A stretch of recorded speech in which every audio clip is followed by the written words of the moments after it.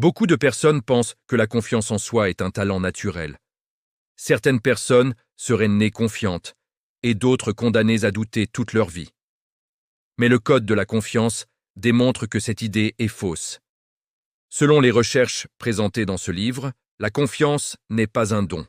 La confiance est une compétence qui se construit. Et cette compétence dépend de 3 éléments principaux: l'action, l'expérience et la gestion de la peur. La confiance ne vient pas avant l'action. Beaucoup de gens pensent « quand je serai plus confiant, je vais agir ». Mais les auteurs expliquent que c'est l'inverse. La confiance vient de l'action. Chaque fois que tu fais quelque chose de difficile, ton cerveau apprend, ton courage augmente, ta confiance se renforce. C'est exactement comme un muscle. Plus tu l'utilises, plus il devient fort. Les personnes confiantes ne sont pas celles qui n'ont pas peur. Ce sont celles qui agissent malgré la peur. Le piège du perfectionnisme. Un grand ennemi de la confiance est le perfectionnisme.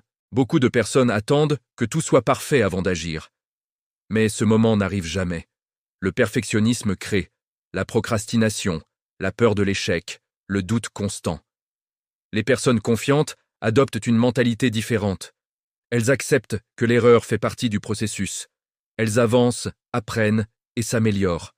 Le cerveau et la peur. Le livre explique aussi le rôle du cerveau dans la confiance.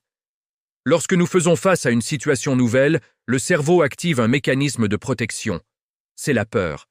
Mais ce mécanisme peut devenir excessif. Le cerveau peut transformer un simple défi en menace. La solution ? Exposer progressivement le cerveau à de nouvelles expériences.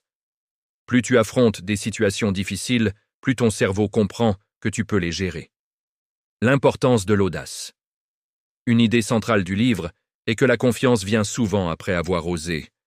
Les personnes audacieuses ne savent pas toujours si elles réussiront, mais elles avancent quand même. Et même lorsqu'elles échouent, elles apprennent. Avec le temps, cette accumulation d'expérience crée une confiance solide. La confiance se construit chaque jour.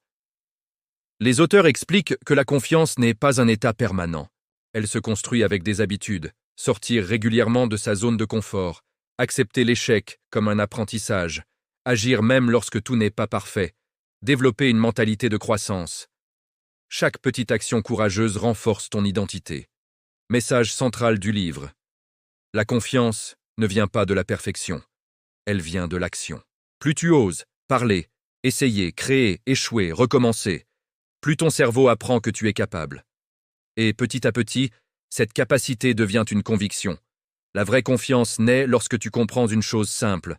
Tu peux gérer ce qui arrive.